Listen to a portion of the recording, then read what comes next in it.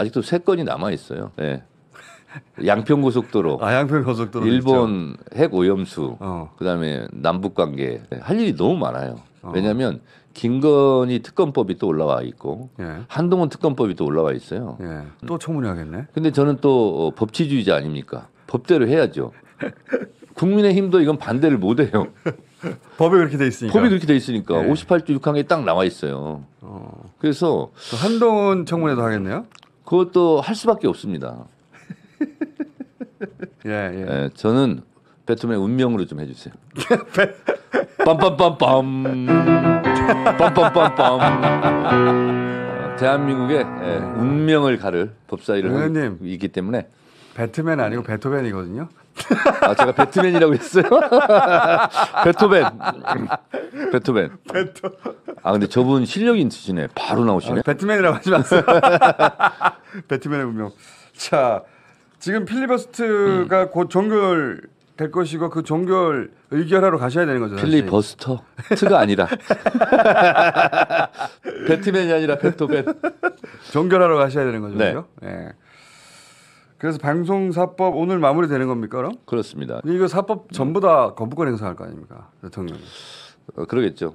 근데 이제 돌아왔을 때 국민의힘이 여기에 그 지난번에 보니까 최상병 때 보니까 4명이 지금 이탈했던데 국민의힘에서 108명 중에 찬성이 104밖에 안 나오고 반대 3명, 무효 1표니까 일부러 무효표 던진 거 아니에요? 그러니까 어떤 기사를 보니까 원래 이제 가결시키려면 가를 써야 되거든요. 수기로 하는 거니까. 그럼 가나를 구분을 잘못해서 나를 썼다.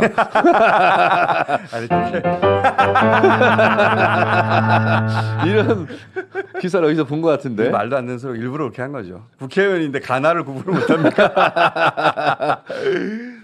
근데 부라고 쓰기가 들킬까봐 뭔가 마음이 찜찜해가지고 나라고 썼나 보죠. 그러니까 가를 쓰지 않으면 사실상 뭐를 했든 간에 그렇죠. 뭐라고 쓰든 간에 다 부의 의미니까. 4명이나 있으니까요. 저는 큰 의미 없는 것 같아요. 그 4명은 큰 의미가 없어요. 8명이 아니면 뭐 7명이 추가 4명만 있으면 되잖아요. 그분들이 또 마음이 또 바뀌어서 돌아설 수 있으니까. 언제가 될지 모른다. 근데 이게 지금 무한반복 아닙니까? 표결하고 거부권 행사하고 재표결하고 또 발의하고 이거 언제 어떤 식으로 끊어질까요? 그러니까 윤석열 대통령이 있는 한 그렇게 고집을 피우지 않을까? 있는 한. 그러니까 그게 끊어지려면은 아주 극단적인 사건이 발생하거나 아니면은 탄핵이 되거나 해야 되는데. 2016년 박근혜 탄핵 때도 여의도 문법으로는 탄핵시키면 안 된다. 그랬죠. 처음에는 그거였어요. 그랬죠. 그래서 여의도의 문법과 광장의 문법은 다르다. 처음에는 뭐 거국 내각부터 시작해서 그렇습니다. 그런 얘기 많이 나왔었죠. 탄핵을 제외한. 그래서 결국은 이런 역할 같아요.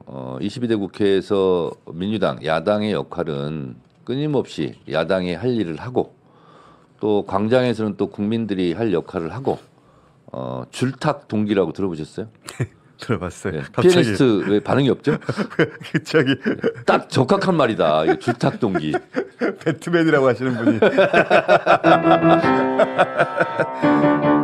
그래서 대한민국의 운명은 결국은 국회만 해서 되는 일이 아니고 국민과 국회가 줄탁 동기처럼 그건 맞는 그렇게 말인데 양동작전을 해야 될 것 같다라는 생각이 이제 듭니다. 돌파구가 어디서 나오느냐. 그 한동훈 대표가 오락가락 하다가 제3자 추천 특검법을 또 추진할 것처럼 또 말을 했거든요. 저는 한동훈을 믿지 않고 국민을 믿겠습니다. 돌파구가 어디서 나올지 모르겠네. 그래서 원래 어딘가에서 삐져 나올 것처럼 지금 막 하고 있긴 그렇죠. 한데. 이 피리어는 우연의 옷을 입고 나타나잖아요. 그래서 어디서 보신 거예요, 또 그 문장을? 아니 김어준 공장장 오늘 옷을 보니까 피리어는 우연 잘 어울리는데.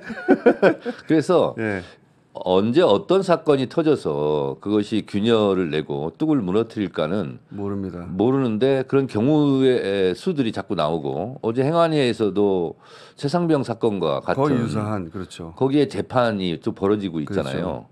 그래서 이런 일들이 자꾸 이제 반복된다는 것은 그것이 우연의 옷을 입은 것 같지만 그것은 결국은 필연적 운명으로 갈 거 아니냐.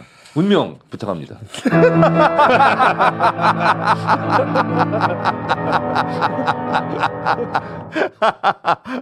아주 자동인데요, 저분? 오늘 키워드를 운명으로. 네. 의원님은 참 급조를 잘해요. 그렇게 네? 급조를. 아니 그거 급조도 급조의 옷을 입고 나타나지만 다 준비의 옷을 제작하고 있었다. 한동훈 대표가 대립각을 대통령하고 세울까요? 제대로? 지금 하는 거 봐서 못할 것 같은데. 제가 봤을 때는 예.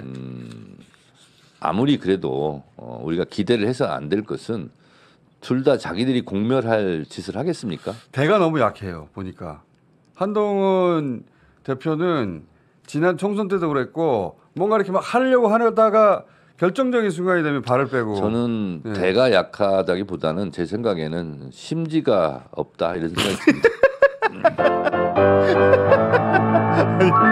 아 이건 뭡니까? 이 음악은 뭐예요? 정래 의원이 계속 히트를 치고 있다는 얘기입니다. 아 저건 히트 쳤다 예. 이런. 완전 예. 센스로 가동되는 것이지 예. 특별한 버튼이 없어요. 제가 누르는 게 아니에요. 대가 약하고 네. 과거에 보면 2인자가 부상할 때 1인자를 들이받고 등장하잖아요. 네. 그 위기를 뚫고. 근데 그게 없어요 보니까.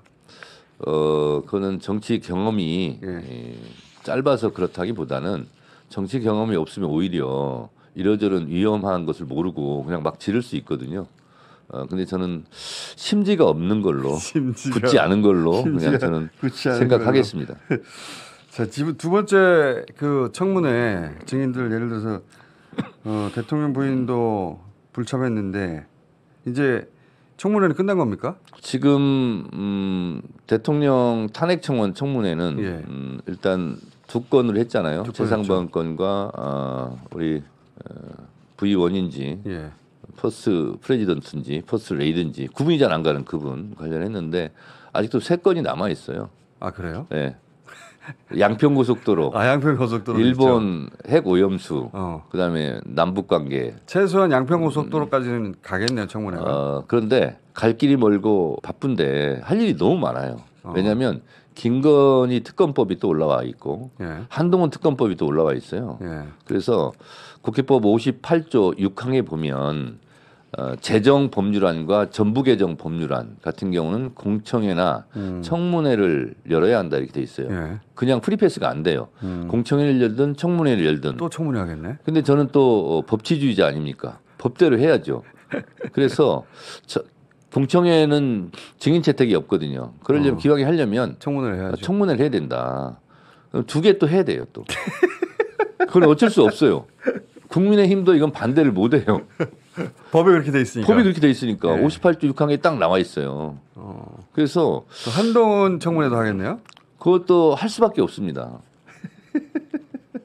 근데 이제 예를 들면 청문회 하지 말고 그럼 공청회로 하자. 그러면 본인들이 다수면 그렇게 의결을 할 수 있는데 불행하게도 국민의힘의 이것도 운명이에요. 수가 작아요. 그래서 민주당 혁신당에서 또 청문회를 의결하면 국민의힘은 또 청문회를 당할 수밖에 없어요. 법이 그렇게 참 잘 돼 있더라고요. 그러면 이제 그래서 한동훈 청문회, 김건희 청문회 또 하겠네요. 앞뒤 전후 경중을 따져서 하는데 필요할 때마다 필요한 것을 하겠습니다.